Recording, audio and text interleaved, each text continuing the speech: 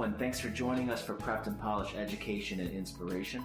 I'm your host, Alexis Avila, educator, online entrepreneur, and founder of tutoring and test prep firm Prepped and Polished, broadcasting today from South Natick, Massachusetts. Prepped and Polished Education and Inspiration is your destination for groundbreaking insight from today's most influential educators, leaders, and minds on the planet. Our show today is brought to you by Mommy to 5K program. My friend Jill of L3 Fitness has a terrific and affordable 12-week course for moms looking to get back into shape.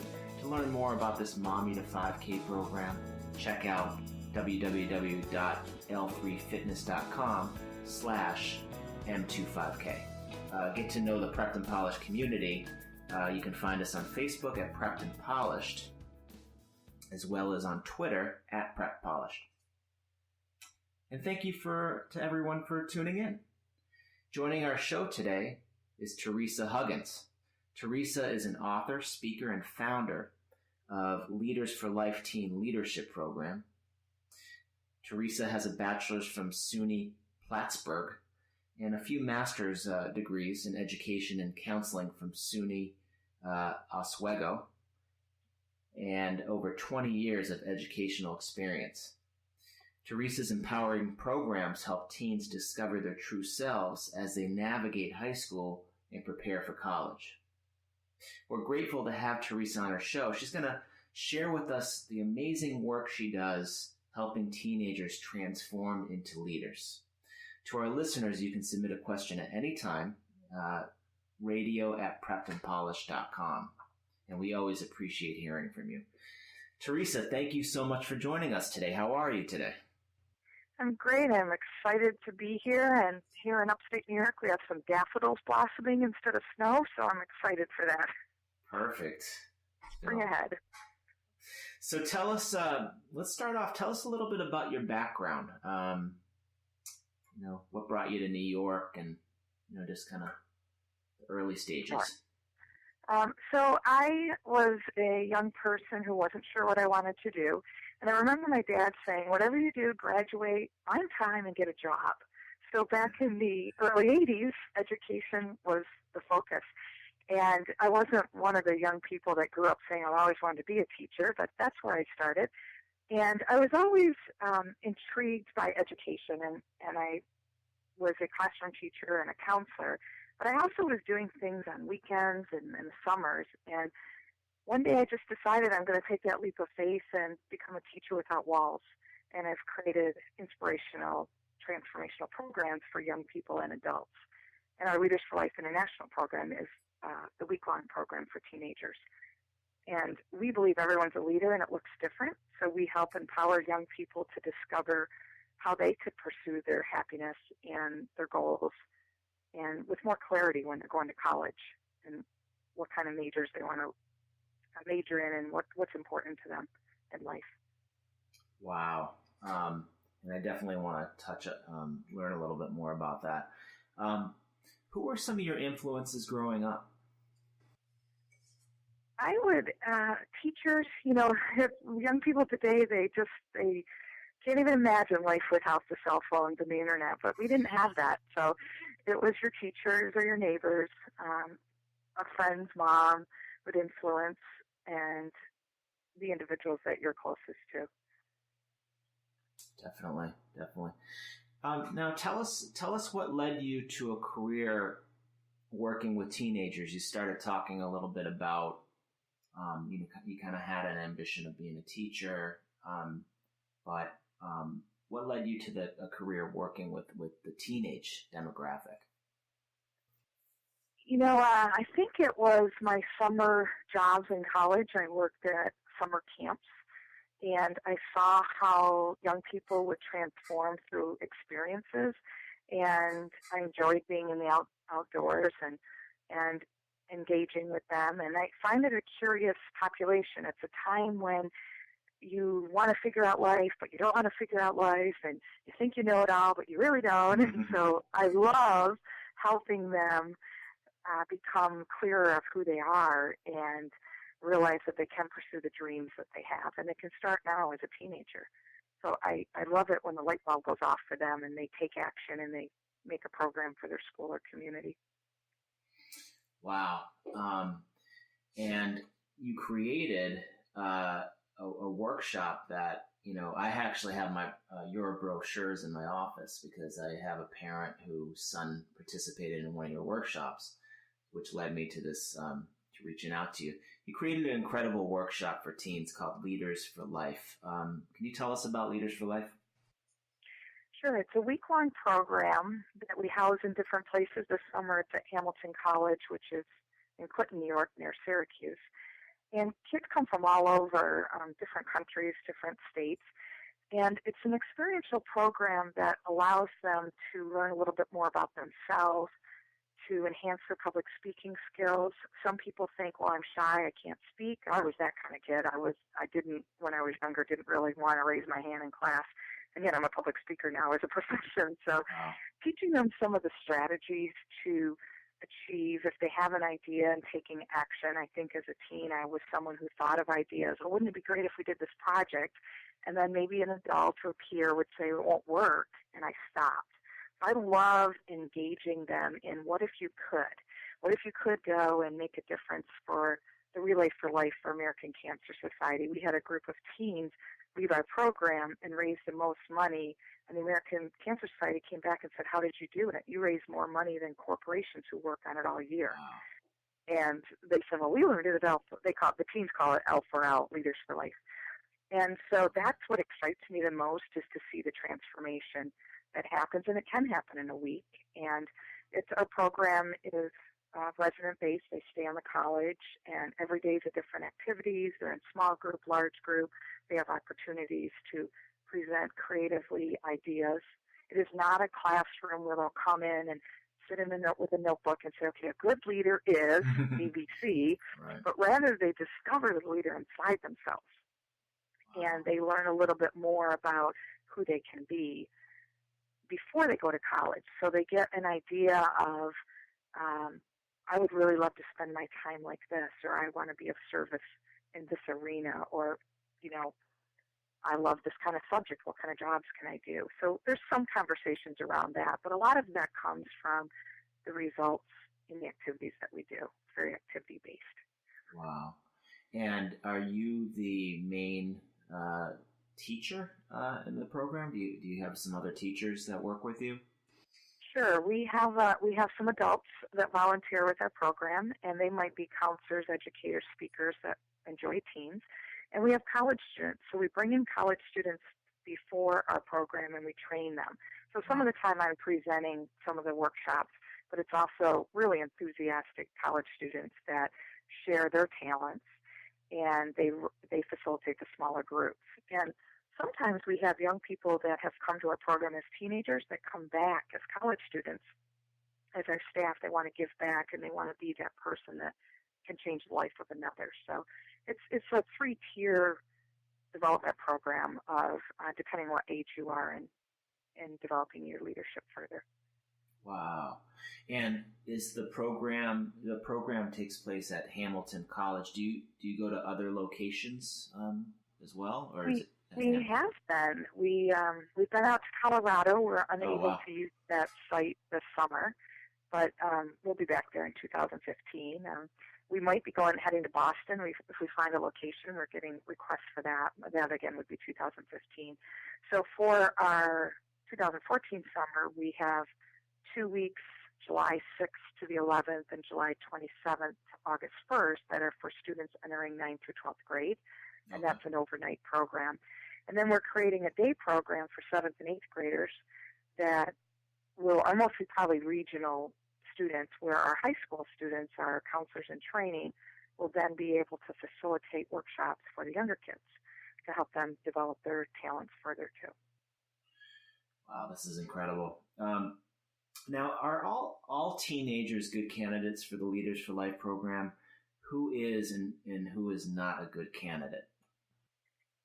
Often we have parents say, I want my child to come, but they won't go to a leadership program. And I'm honest. I'm like, colleges are looking for things that are unique. So we're going to keep calling it leadership.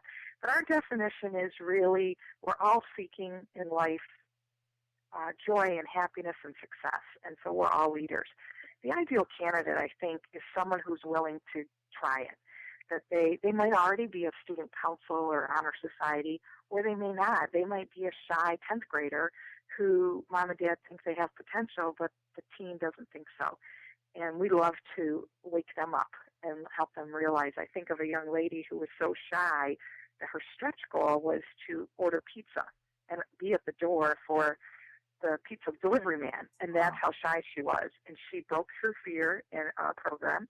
And the next year she won a Rotary Scholarship and spent the year in Japan.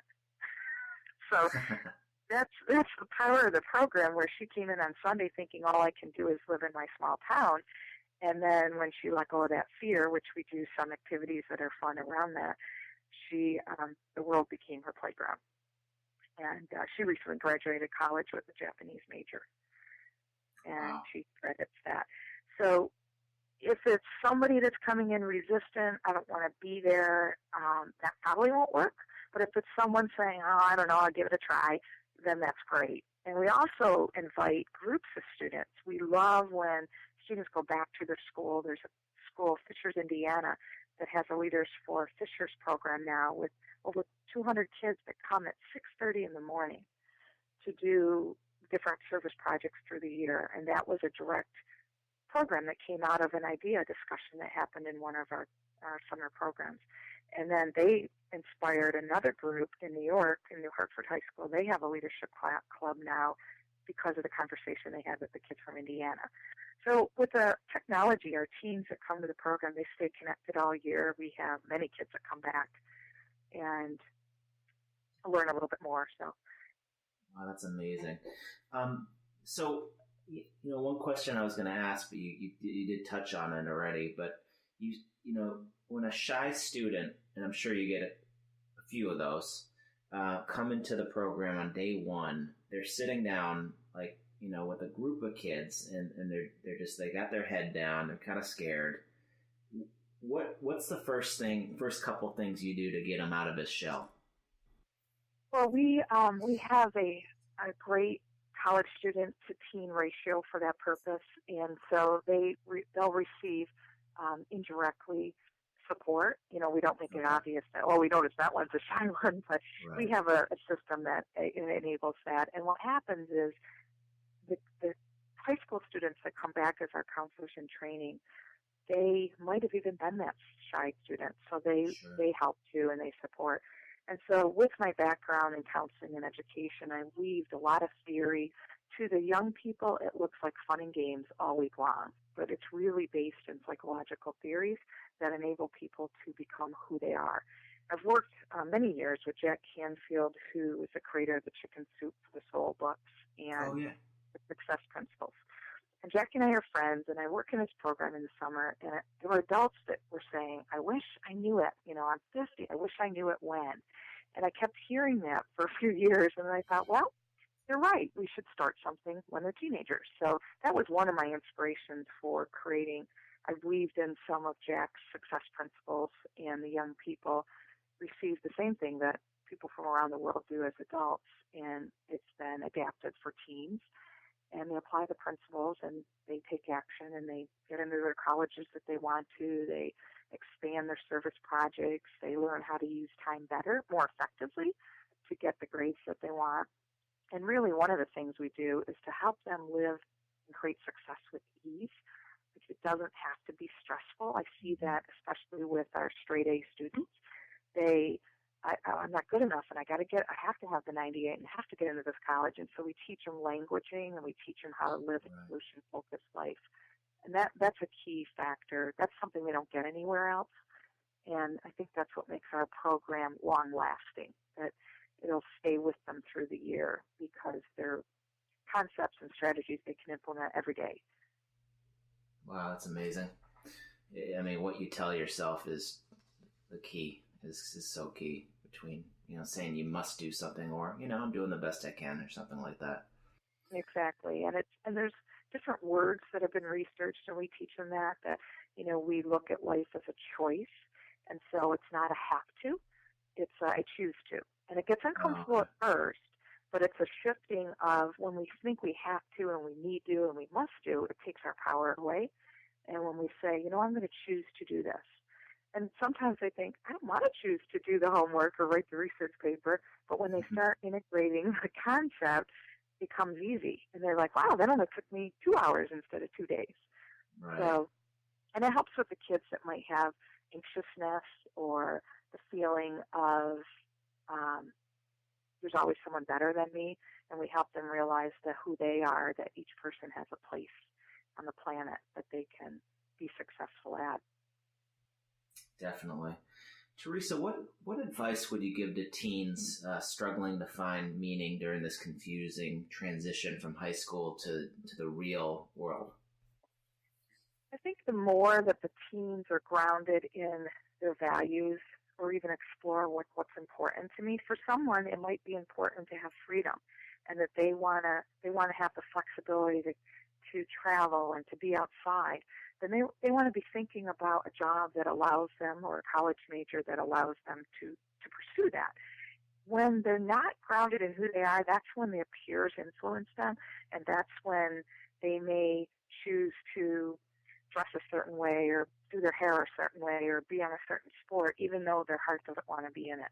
So I think at Leaders for Life, they learn a little bit more about what's important to them and that it's okay to be different than someone else.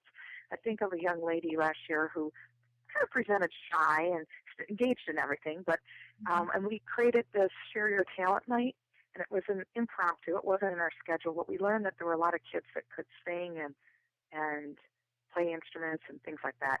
And this young lady stood up and sang like she should be on Broadway. It was fabulous.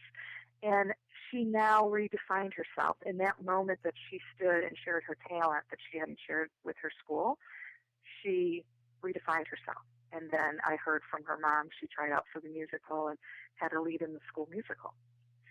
Wow. And so some of the programming happens, it's all planned out, but a lot of it happens when we see who's with us. So every week's different. We've had kids come to 2 different weeks in the same summer, and it's like 2 different experiences based on the teens that are there. And so it's important to go inside as a teenager and say, what's really important to me, and to know that we do an activity where I take a measuring tape and I cut off 4 inches and I hand 4 inches to each teen as I'm telling a story. And high school, if a tape measures about 80 inches long, 80 years of life, high school is only 4 inches. And so they see the spectrum of their entire life, that in the moment in high school, it feels so big. It feels like that friend that called them a name or put them down, or the teacher that doubted them, or whatever the issue is for life. And so we help them realize that's a moment in life, and they can change and make a new choice. Wow, I love that. That's great. When I went to your website, I saw that you're an author. You have a book out or 2, and you do some speaking and consulting. Can you tell us a little bit about the other things that you do? Sure. I work in the summer. I'm predominantly in my summer programs with teenagers or at Jack Canfield training. And the rest of the year, I may have individual coaching on Skype or over the phone with parents or teenagers, helping them sort through or figure out strategies for some life experience, or helping them sort through maybe who they want to be later, what kind of majors might be a match. I also do trainings in schools and communities or at businesses. I love to empower people to find the solution. So some people call me a solutions coach. They're going into, like next week, I'll go into a company and help the management team figure out their vision and expand how they want to make that happen. And so we do that through experiential programs too, to match what the company or school desires. And I'm determined to we have been collecting teen stories called Walking Down My Hallway. Mm-hmm. And this summer, as our 10th anniversary, we're going to have that for the teens. And so they're all stories written by teens for teens and that have been in our program. And on our website, we have a magazine that's a great example of some putting it into action. They can click on the ripple. We talk about creating a ripple, that one action, one comment, and when we engage other people, we can ripple it out to the world.